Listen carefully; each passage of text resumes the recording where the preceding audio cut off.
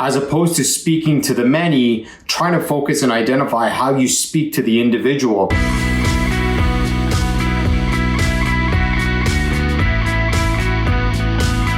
Welcome to Velocitize Talks. I'm Andy North, and today my guest is George Arabian, CEO at NVISION.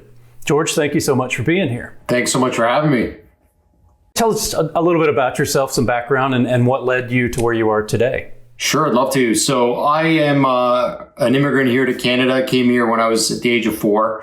And what led me to the marketing was I just happened to be an entrepreneur through and through. My grandfather was an entrepreneur. My dad's an entrepreneur. My brothers and sisters are entrepreneurs.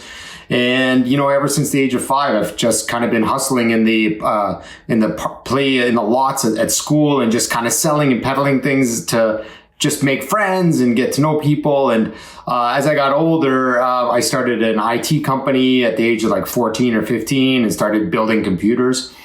And, being an entrepreneur, one day somebody mentioned, hey, since you work with computers, you must know this internet thing. Can you build me an internet? And I said, what are you talking about, an internet? You don't build an internet. It exists. He said, no, this thing on the web, this web thing. I said, oh yeah, I can do that. I had no idea what I was talking about, but I was like, sure, I'll take it on. Makes sense. So, about 500 hours later and about a check for $400, I created my very first website. And from there, it led to the second one and then the third one. And then here we are today, almost 2 decades later, really marrying good visual design and user experience principles with marketing principles. And every day I wake up and I'm excited because it's always challenging and there's always something to pivot towards. NVISION describes itself as a professional digital marketing agency specializing in the imaginative, insightful, and innovative web and digital marketing strategies and solutions. Tell us a little bit about your company and what sets it apart in the marketplace. Our company is comprised of about 20 individuals right now in a variety of disciplines, from senior developers to user experience experts, SEO, paid, social, email marketing experts, consultants, copywriters, and that sort of thing. And what really sets us apart and where we bring a lot of value is we go into everything from a very agnostic standpoint. So we're not going into solutions by saying you need this or you need that. We go into things by defining and understanding the challenge that our clients are facing. So what is it that you're facing now, or what is not being done that you're expecting to be done? So we define that challenge, and from that challenge, we provide a bunch of choices and approaches that we could take through our research and due diligence. And from there, we start implementing solutions to address those challenges based on the choices that our clients are making. So you've been involved with digital experiences literally from the beginning of your experience in the digital industry. Where are we headed with digital experiences, and what are 1 or 2 key things that help you turn a good digital experience into a more memorable one? Yeah, there's so many great things happening in the digital space right now, but I think one of the most instrumental things is really identifying consumer centralization and contextuality, really knowing where your customers are, at what point in their buying cycle they're at, what are they looking for, identifying those personas, observing their time and space, like really knowing where they are geographically, what environmental factors are impacting them, and then how we properly position the intended outcome in front of that particular audience. So as opposed to speaking to the many, trying to focus and identify how you speak to the individual. Staying in the vein of digital experiences, given that WordPress is the most popular CMS on the web, I think it's at last count like 41% of the web is built on WordPress. How are you seeing digital experiences manifest themselves on WordPress?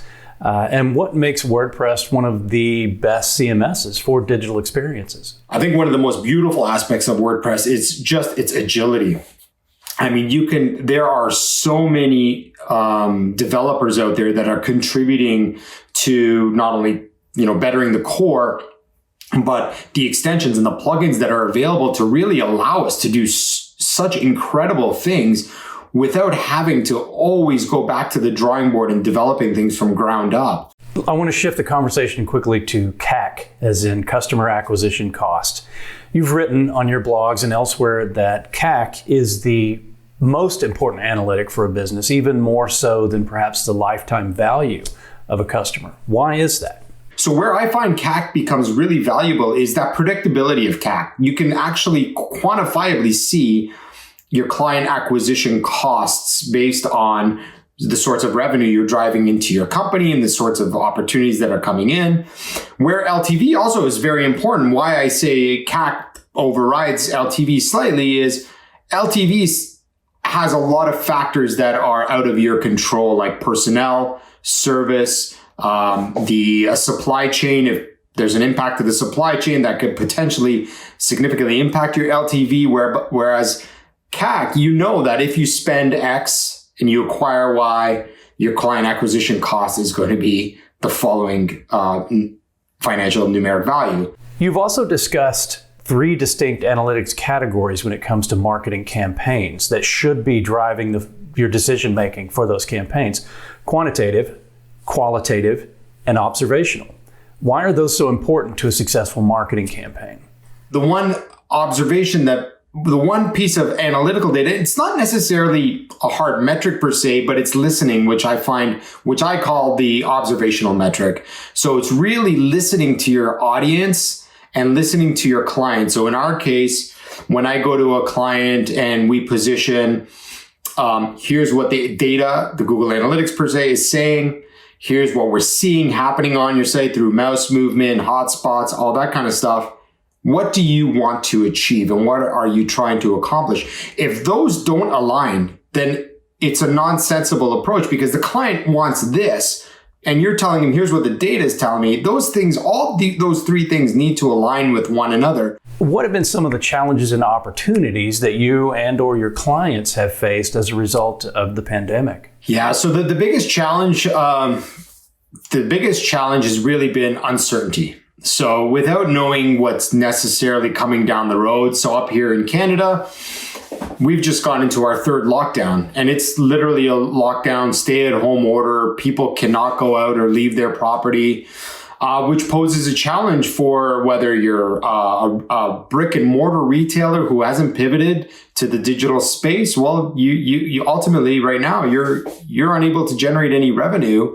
Or if you're a restaurateur, same things apply. The restaurants were closed here. So it's posed a huge challenge. The uncertainty. I mean, 3 weeks ago, we were being told that we're not going into a lockdown. So a lot of organizations started to prepare to reopen their businesses.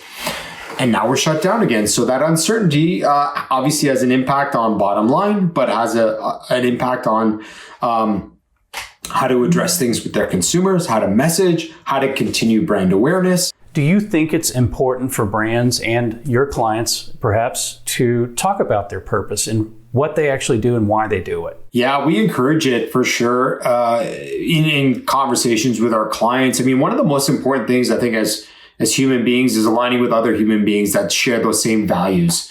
Well, when you put yourself out there to support a cause, or when you put yourself out there to say, this is what I believe in, you start to attract like individuals, like people. If there was one thing about marketing that you could change, what would that be? I think we have to get away from catering and being dishonest to clients just for the bottom dollar.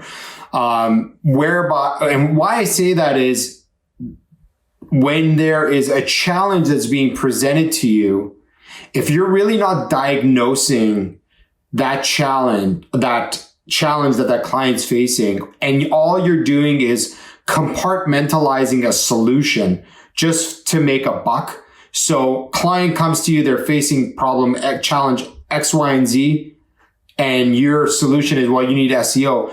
And if that is not the right solution, and if you haven't really diagnosed the problem and you're just compartmentalizing and creating packages, $8.99, $9.99, it has never made sense to me how a package makes sense for a client, because you don't even know what their problem is yet. What's the best professional advice you've ever heard or been given? Progress, not perfection. I'm an overthinker. I overanalyze everything. And oftentimes that's been my setback to actually seeing progress happen, because I want things to be absolutely perfect before I put it out there. And in conversation with a few of my mentors, it's like, just go. Do it, because what that allows you to then do is learn. If you in fact made a mistake, you would never know you made a mistake if you didn't actually try to achieve or try to do something. Is there a book, a blog, or a podcast that you'd like to share with our viewers? Yeah, I'll share two with you if that's okay. So I've just recently been listening to Renegades, Born in the USA with Barack Obama and Bruce Springsteen. I think it's a great listen. It's just amazing how articulate both of them actually are, and the relaxed nature of their conversation and the things they talk about are just incredible. It's so engaging. You just want more of that truth and honesty. I thought it was a great podcast, and I've really been enjoying that. And the book that I would recommend to everyone, and this was me just kind of from a sales perspective and learning how to become a better negotiator. I actually just finished this book by Chris Voss, Never Split the Difference. It is an awesome book. Voss was a negotiator for the CIA, and he goes into all kinds of stories and techniques of how to diffuse situations or how to be persuasive in situations. So it's a great book. If you haven't read it, I would certainly recommend it. My guest today has been George Arabian, CEO at NVISION. George, thank you so much for being here. Thank you so much for having me. It's been a pleasure. And I